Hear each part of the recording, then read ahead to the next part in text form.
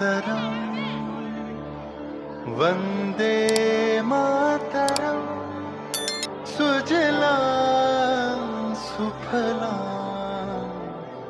मलयज शीतलां सस्य श्यामलां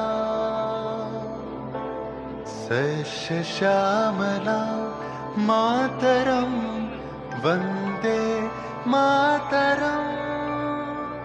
1908 সালের 11ই আগস্ট কিংসফোর্ডে বন্দে মাতরম বলার দোষে যে বালককে বেত মারার হুকুম দিলেন ব্রিটিশ সরকার, তারই পক্ষে দাঁড়িয়ে ক্ষুদিরাম বসু ও প্রফুল্ল চাকি সাহেবের ফিটন গাড়ি লক্ষ্য করে বোমা চালালেন মুজফ্ফরপুরে। সাহেব নিহত হলেন না, তবু নাবালক ক্ষুদিরামকে ফাঁসির হুকুম দেয়া হলো। জননী গুলোহ তুলে বক্ষে শান্তনবাস দেহ তুলে চোখে কাঁদিছে তব চরণ তলে ৩০ কোটি নর নারী।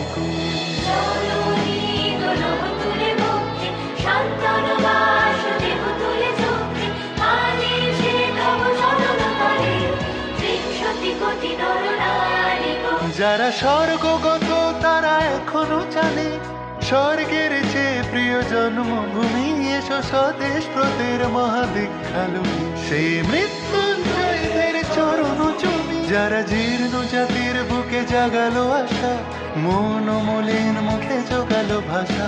আজি রক্ত কমলে গাথা, আজি রক্ত কমলে গাথা মাল্য খানে বিজয় লক্ষ্মী দেবতাদেরই কলে।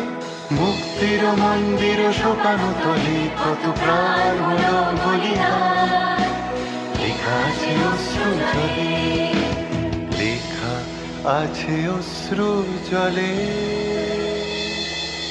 9 সেপ্টেম্বর 1915 ইংরেজদের সঙ্গে সম্মুখ সমরের স্বাধীনতা ছিনিয়ে নিতে অস্ত্র আনার পরিকল্পনা করেন যতীন্দ্রনাথ মুখোপাধ্যায়। বালেশ্বরে সঙ্গীদের নিয়ে জাহাজ থেকে সেই অস্ত্র নামাতে গেলে ইংরেজ বাহিনী তাঁদের ঘিরে ফেলে।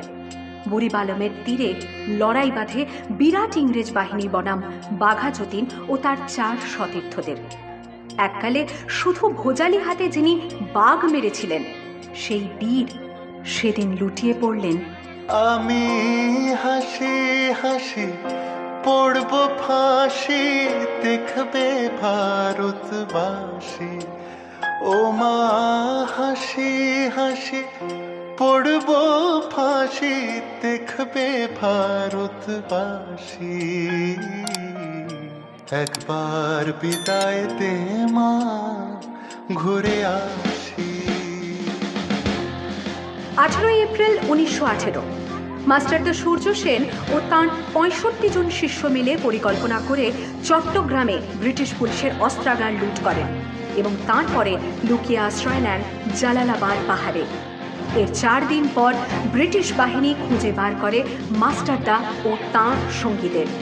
সেদিনের অস্তমিত সূর্য ছিল সূর্য সেনের রক্তের আহ্বান। শোনো আহ্বান, আসে মাঠা বনু পেরিয়ে, দুস্তার বাধা প্রস্তার ফেলে বন্যার মতো বেরিয়ে। আহ্বান শোনো আহ্বান, আসে